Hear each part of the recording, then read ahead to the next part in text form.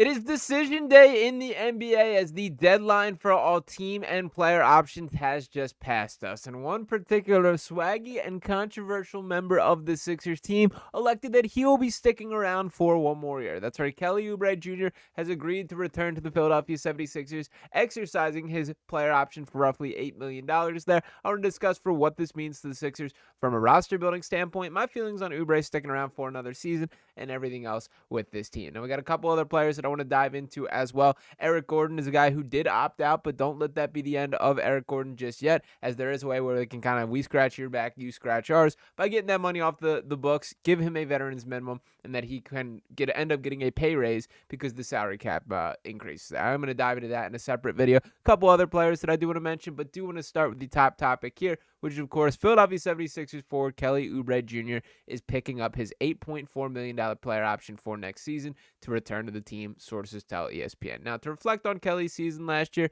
he averaged 15.1 points per game, 6.1 rebounds, 1.5 steals, 0.5 blocks, shot 42, 29.3, and 75.1 splits. To put that in a little bit different format here that we are talking about, not the highest percentage shooter, 35.1% on corner threes, and that really is the story of Kelly Oubre Jr. If he was a marginally better shooter, I do think we're looking at him very differently as a player, but there is a reason that he has bounced around a little bit. Now, I want to say this about Kelly Oubre Jr. I understand that he is one of the more polarizing players in the franchise, and there's quite a bit of the fan base that is ready to chase him out of town with pitchforks already. I like Kelly, and I'm happy he's back on this Sixers team. I give him a ton of respect for the way that he's handled his business since he got here from an on-court standpoint. Now, is there the weird stuff, the mysteriously getting hit by a car, the getting in a car accident? Oh, there is. Obviously, you got to take the bad with the good with Kelly and the interesting character that he is. But just from an on-court perspective, I give him a ton of credit for just being a professional in the way that he was from start to finish last year. That I don't blame you if you guys were tuned out by this point, but when it is game 79 of the season, and everyone knows the deal that the Sixers aren't even trying to win games at this point, and Oubre is still playing his tail off, that is something that I take note of there, and that I do give him credit for specifically. Now, obviously, this Sixers team as a whole needs to be constructed to win more basketball games than was the case last year, and in an ideal world, you're speaking at Kelly Oubre Jr. as a key part of this roster. I think both these things can be true.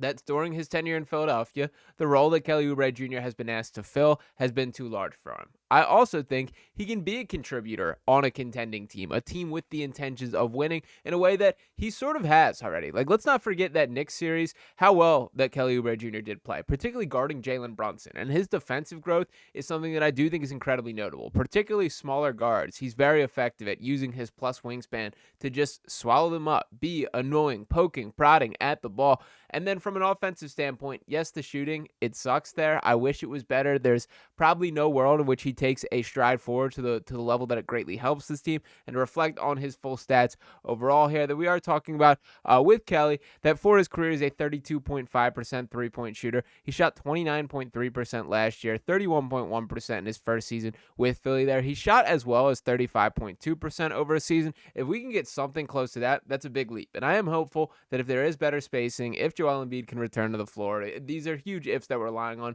maybe he can hit at a slightly better rate. But I do think that his biggest usage, or what he will be asked to do on this Sixers team, is operate in that dunker spot, be active in trying to grab offensive rebounds, be useful as a cutter, and strap it up on the defensive end. Now, I did want to pull up this write-up from Sixers Adam Aronson here, the guy that has been absolutely crushing it on the beat so far this offseason, which I think brings up some pretty good points. He writes, "It is not necessarily an inevitability that Oubre returns to Philadelphia, as he can be dealt immediately upon accepting his option and does have the most trade-friendly contract on the Sixers as things stand now.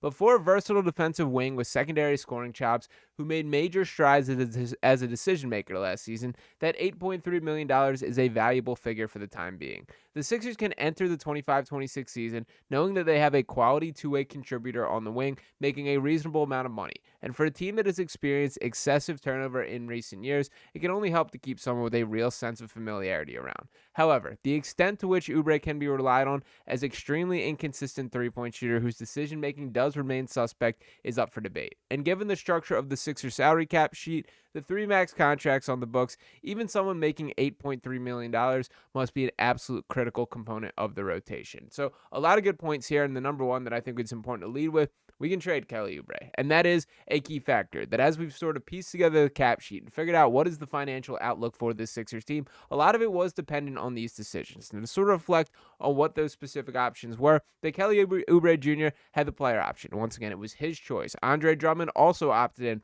with the player option for $5 million there. Lonnie Walker, a team option. No more Lonnie. That him and Eric Gordon were ultimately declined on those.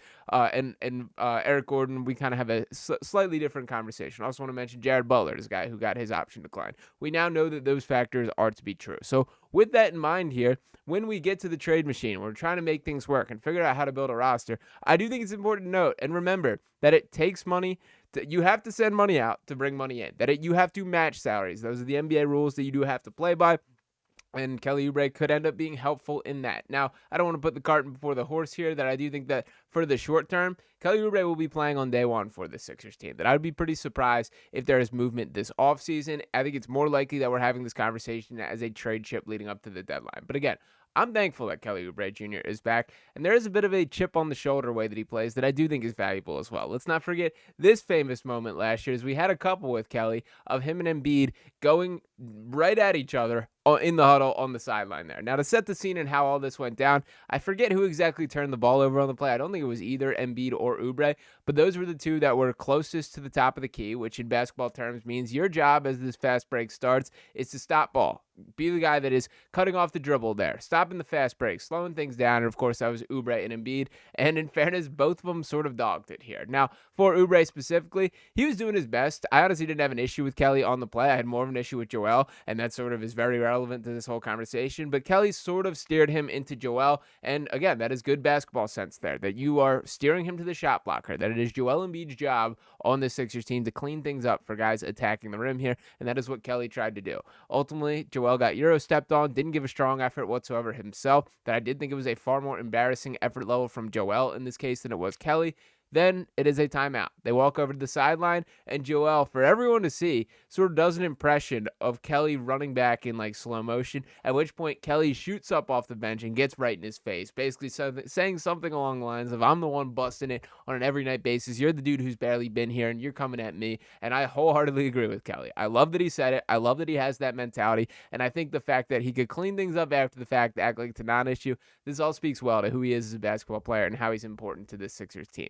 I want guys who are going to be fiery on the sideline. I want guys who want to compete, who want it bad, who aren't going to take crap from a dude who, of course, is a better basketball player, and the organization lets kind of get away with everything. I love that that happened there, and that was another situation which just changed the way I looked at Kelly Oubre Jr. a little bit. So to Kelly specifically, welcome back to Philadelphia. It's going to be an interesting season as competition 4 minutes could be fierce here, that if Paul George is back to himself, if Justin Edwards wants to take that leap, that is a guy that if I was Kelly, I'd be looking over my shoulders a little bit on. VJ Edgecombe will be interesting to see positionally where it all slots in, that I don't think minutes are going to be handed to Kelly on this team, but a nice depth piece and a guy that I think will be far more important than a lot of us will ultimately expect here. I get he's not perfect. He has his flaws. We're going to have to take the bad with the good, but welcome back to Philadelphia, Kelly Oubre Jr., and I do think these Sixers are better for him making that decision there. But if you guys disagree with me, let it fly in the comments. And I understand there are plenty of you guys that are not Kelly Oubre Jr. guys, and I understand it. I personally was not for most of his career, and even the start of his Sixers tenure here, but he has been a guy that has grown on me the longer that he's stuck around,